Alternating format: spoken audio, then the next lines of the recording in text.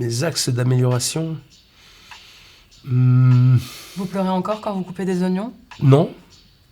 Vous savez pourquoi? Non. Il y a une technique pour ça. Ah, Ouais.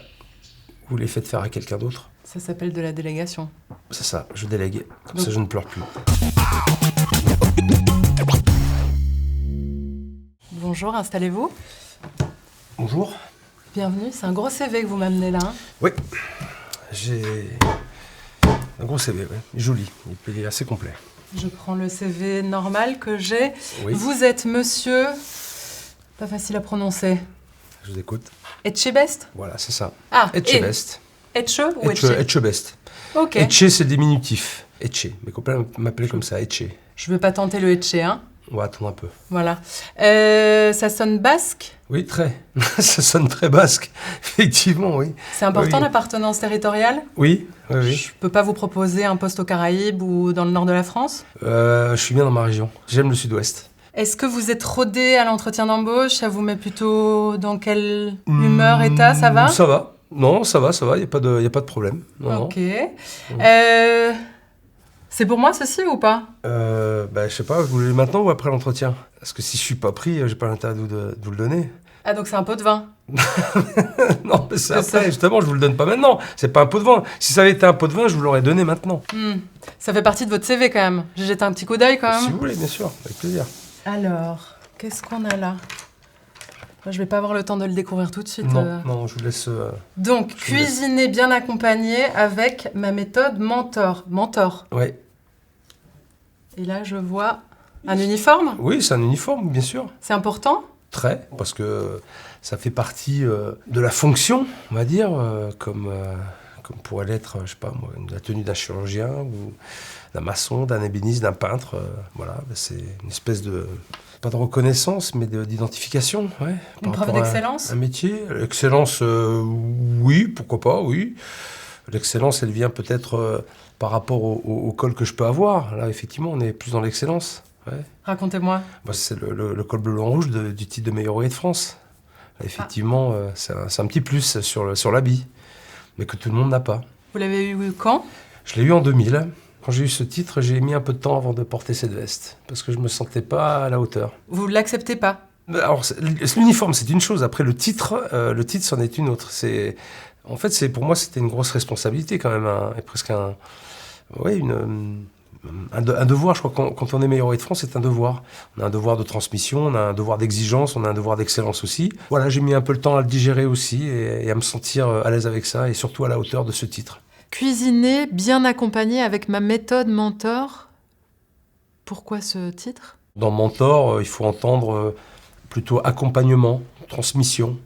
Voilà. Vous passez du faire à l'être. Oui, je crois qu'il y a des étapes dans la vie comme ça qui font que on a été acteur à un moment donné ou je sais pas qu'on peut dire exécutant, très exécutant avec des phases, avec une évolution et puis aujourd'hui plus dans la transmission, dans la passation et l'évolution des gens avec qui on travaille, tout en transmettant.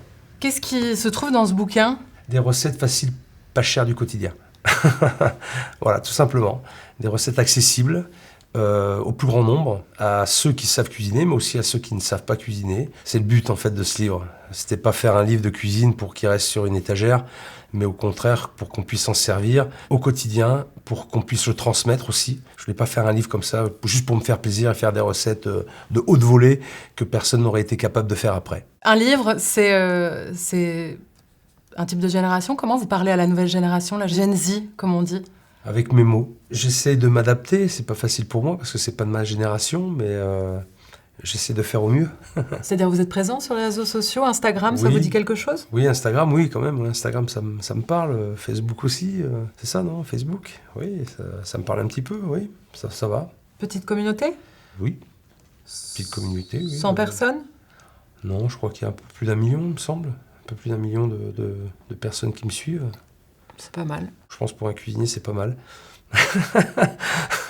Si je vous demande de faire une de ces recettes en moins de 15 secondes pour correspondre à un format internet, c'est possible ou pas? Oh, ça peut.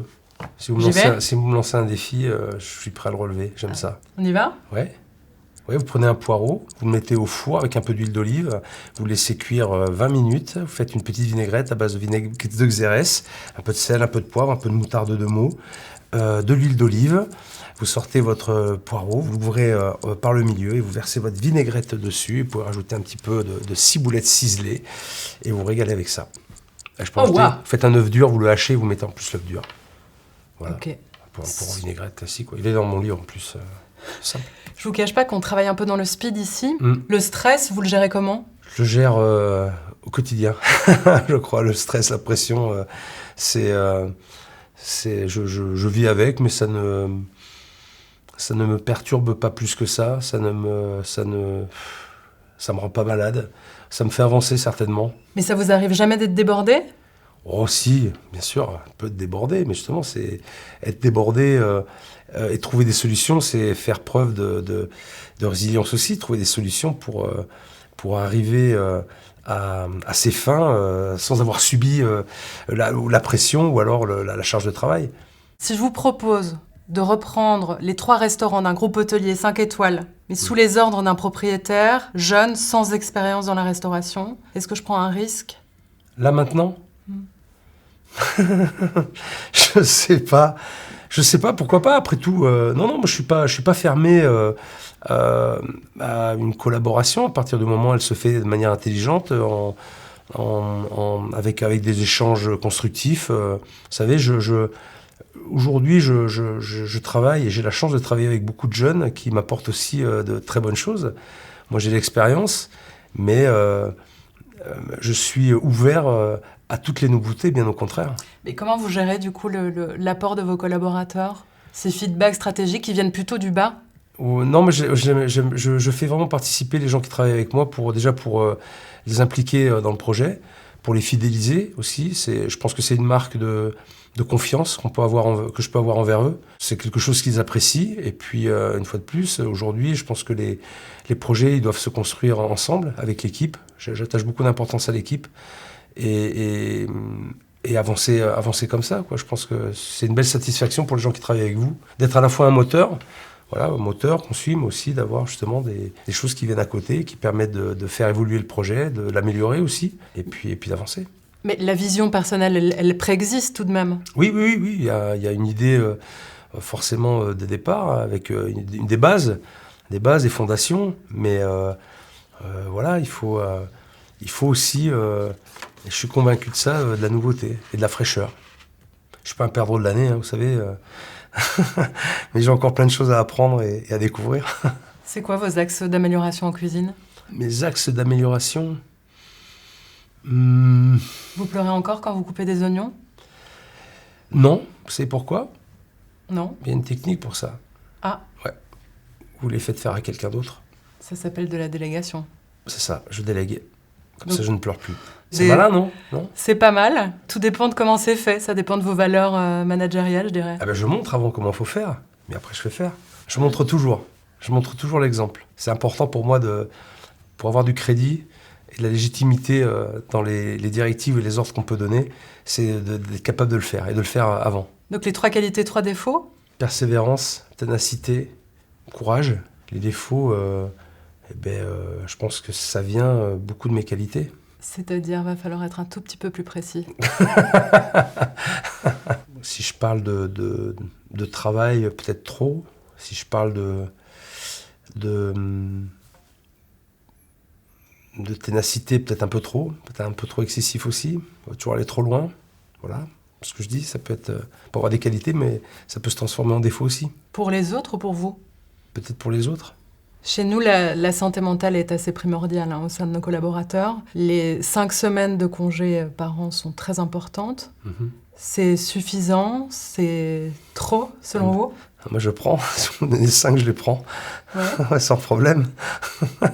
Parce que vous disiez que vous travailliez beaucoup. Oui, c'est pour ça. Mais si vous me les donnez, je les prends. Je ne sais pas comment je vais m'organiser pour ça, mais... J'essaierai. J'aimerais bien. C'est vrai, vous prenez pas 5 semaines de vacances par an? 5 semaines, je crois pas. Je crois pas, non. Je crois pas. Mais c'est pas douloureux pour moi. Je crois que j'ai grandi dans le travail, avec cet état d'esprit-là, donc voilà. Est-ce que c'est le lot d'un métier passion?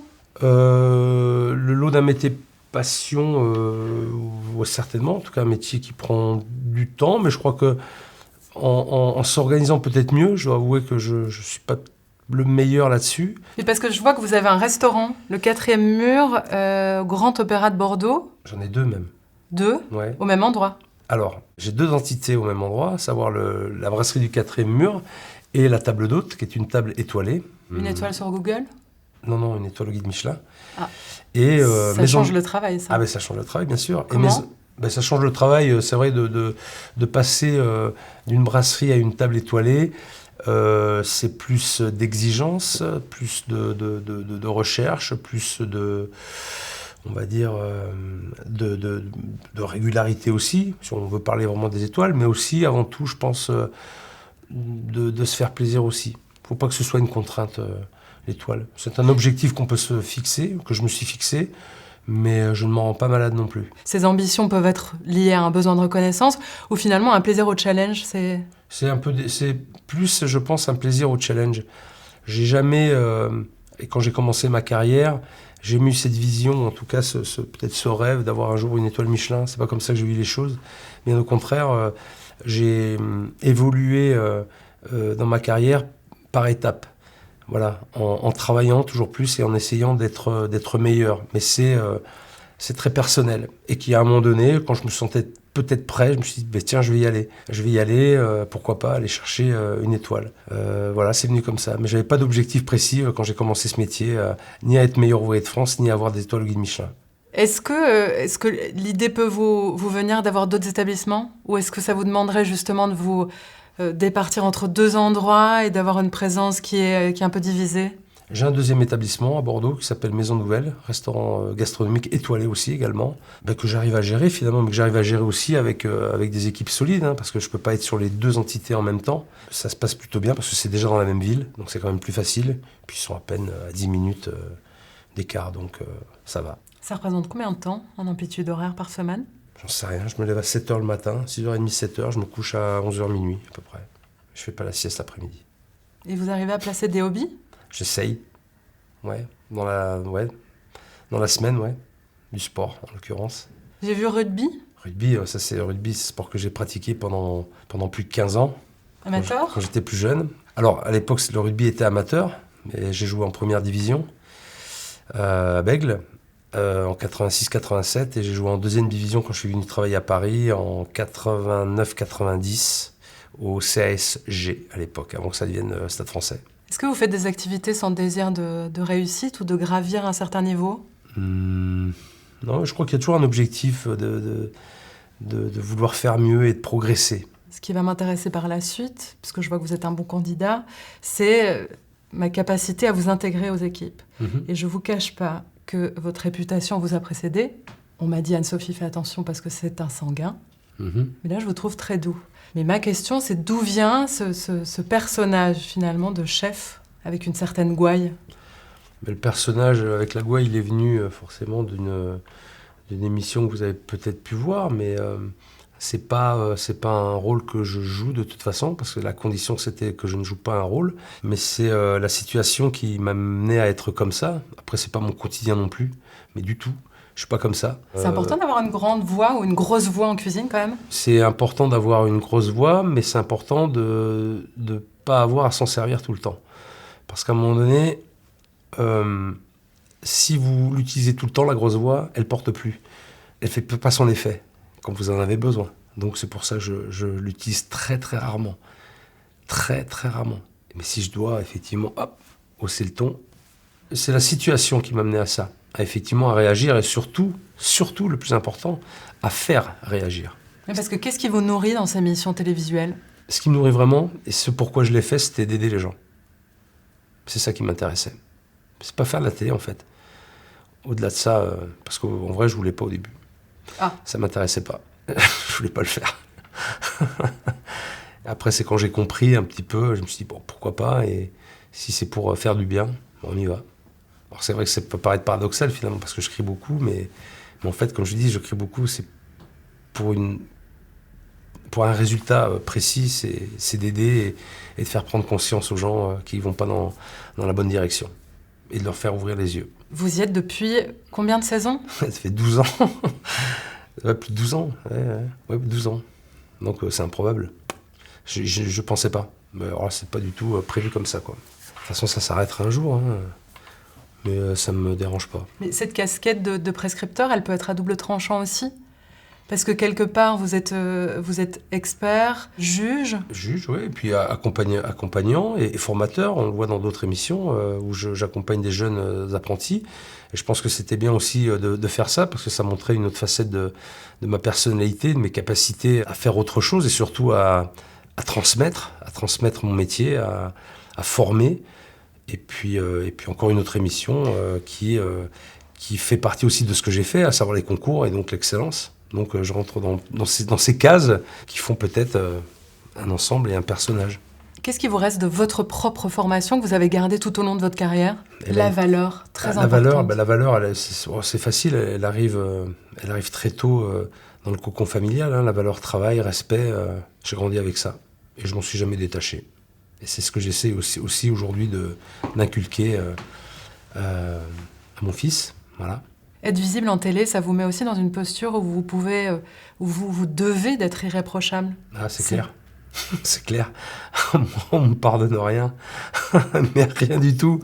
Et après tout, enfin, c'est ce qui me fait aussi avancer. Ça ne me dérange pas.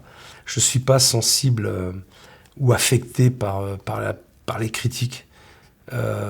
Mais ça me conditionne, en tout cas, à être meilleur. Quand vous regardez votre carrière, quel a été le plus compliqué? Et qu'est-ce que vous pourriez refaire différemment?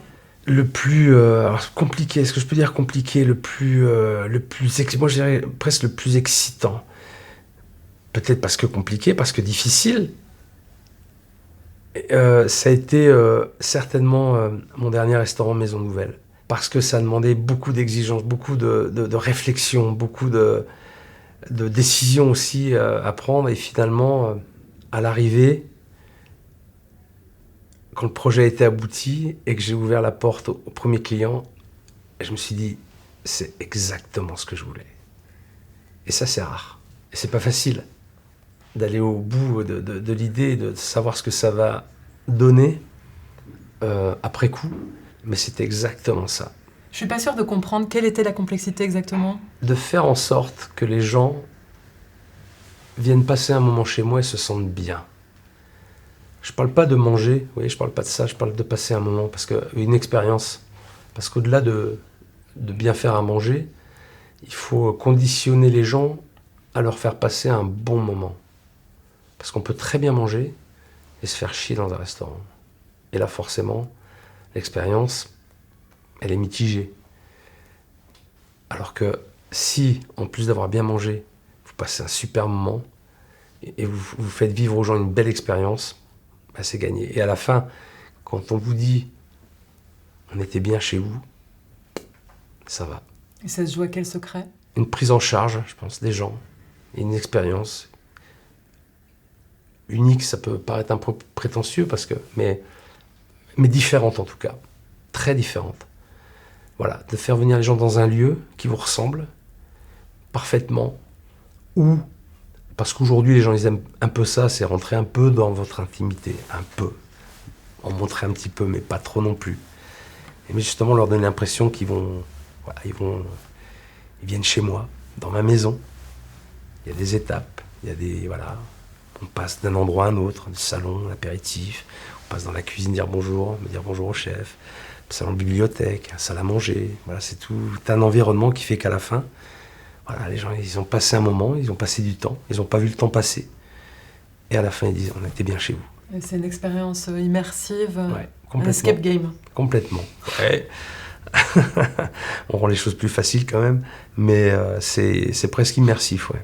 C'est ça. C'est marrant, vous rejoignez ma dernière question qui était plutôt quelle est votre plus grande réussite? Et je pense que vous avez réussi à m'emmener du plus grand échec ou de la plus grande complexité à la plus grande réussite. C'est pas forcément ça. Ma plus grande réussite, ça je crois que c'était l'ouverture de mon premier restaurant, le 4e mur, la brasserie. Parce que c'était le premier. C'était la première fois que je me lançais dans l'entrepreneuriat. Et je prenais mon affaire. Et là aussi, ça a été dur, ça a été presque douloureux. J'en ai pas dormi pendant 3 nuits avant d'ouvrir. C'était incroyable, mais c'était une réussite aujourd'hui, parce qu'avec 8 années de recul, c'est un truc incroyable, un truc de dingue. Je n'aurais pas imaginé que ça puisse être ça aujourd'hui. Mais à aucun moment. Vous me parlez de 2 beaux défis relevés. Qu'est-ce qui vous fait encore courir ? Je sais pas, peut-être de découvrir d'autres choses, voir d'autres choses. Toujours dans le domaine de la cuisine ou... Oui, mais pas que. Les ressources humaines sont... Justement, les ressources humaines, rencontrer des gens. J'ai eu la chance de faire une série documentaire qui s'appelle Un chef au bout du monde. Et le premier épisode qui est passé, c'était aux îles Marquises, justement.